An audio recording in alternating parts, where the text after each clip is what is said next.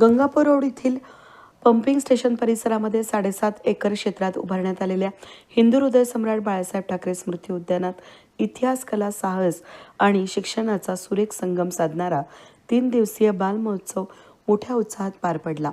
या उद्यानाच्या विकासासाठी शिवसेना उपनेते अजय बोरस्ते यांच्या पुढाकारातून उपमुख्यमंत्री एकनाथ शिंदे यांच्या नगर विकास खात्यामधून 15 कोटींहून अधिक निधी उपलब्ध करून देण्यात आला आहे। अजय बोरस्ते यांच्या संकल्पनेतून आयोजित करण्यात आलेल्या या बाल महोत्सवाचा समारोप कापूस कला वर्कशॉप आणि जादूचे अद्भुत प्रयोग यांनी रंगतदार झाला। समारोपाच्या दिवशी लहान मुलांसाठी सर्जनशीलतेला चालना देणारे त्याचबरोबर प्रसिद्ध जादूगार सरकार यांच्या जादूच्या प्रयोगांनी उपस्थित मुलांना मंत्रमुग्ध केलं। या महोत्सवामध्ये केवळ नाशिक शहरातूनच नव्हे तर परिसरातील हजारो मुलांनी उत्स्फूर्त सहभाग नोंदवला। साहसी खेळ, मनोरंजन, कला आणि शिक्षणाच्या विविध उपक्रमांचा अनुभव घेत मुलांनी मनसोक्त धमाल, मज्जा आणि मस्ती केली। बालमनाच्या सर्वांगीण विकासाला चालना देणारा हा उपक्रम नागरिकांच्या विशेष कौतुकाला पात्र ठरला। यावेळी विश्वास ठाकूर, रोहिणी शिरसाट, राजेंद्र नाना सूर्यवंशी यांच्यासह ऊर्जा युवा प्रतिष्ठानचे पदाधिकारी आणि कार्यकर्ते मोठ्या संख्येने उपस्थित होते। केली ते प्रकाश मोते आणि त्यांचा वारसा पुढे समर्थपणे चालवणारा अजय बोरस्ते, हे दोन्ही लोक आज स्टेजवर आहेत। आणि आणखीन विशेष आभार मला असं वाटतं की या राज्याचे माजी मुख्यमंत्री आणि विद्यमान उपमुख्यमंत्री एकनाथ शिंदे साहेबांचे मानले पाहिजेत, कारण हा प्रोजेक्ट पूर्ण होण्यासाठी त्यांनी नगरविकास खात्यातून जे अर्थसहाय्य केलं त्याच्यामुळे आज हे आपलं स्वप्न साकार होऊ शकलं आणि नवीन पिढीला अपेक्षित असलेलं हे उद्यान आहे। आणि अजयजी उशिरा म्हणजे फार लवकर जन्माला आलेल्याचं दुःख हे मते साहेबांसकट मला सुद्धा होतंय, कारण इतकं सुंदर आमच्या वेळेला गार्डन किंवा इतके सुंदर ॲक्टिव्हिटी असलेलं काही नव्हतं।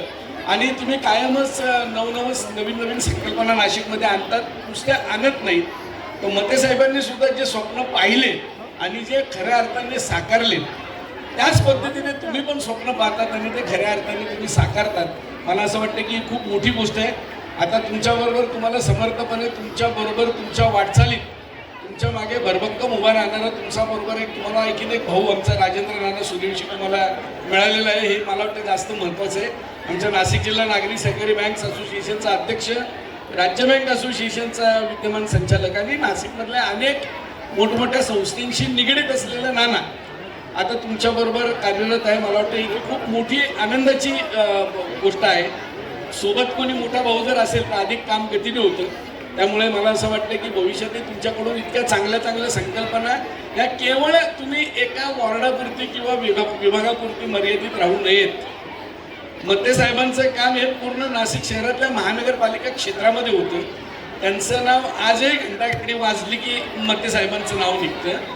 तसंच तुमचं पण नाव या वेगवेगळ्या उपक्रमातून होईल। ही पुढची पिढी घडवण्यासाठी तुम्ही जो इनिशिएटिव्ह घेतलेला आहे मला वाटतं की तो खूप मोठा आहे।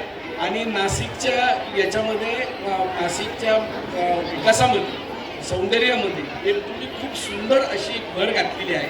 हे नाशिककर कधीही भविष्यामध्ये विसरणार नाहीत याची मला खात्री आहे।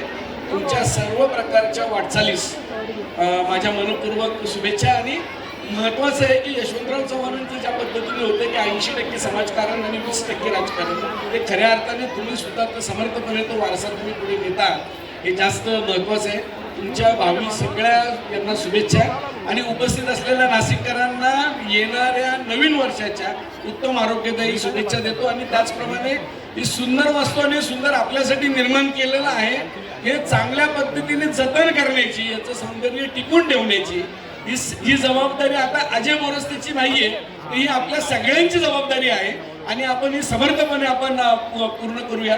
अजयजी तुमच्या या कार्यात आम्हाला कुठेही, मला किंवा मते साहेबांना, मी मते साहेबांच्या वतीने सुद्धा बोलतोय की तुम्हाला कधीही काही याच्यामध्ये सहकार्य लागलं, काही मदत लागली तर तुम्ही आवर्जून सांगा। आम्ही तुमच्याबरोबर कायम राजकारण सोडून या समाजकारणामध्ये तुमच्याबरोबर आहोत।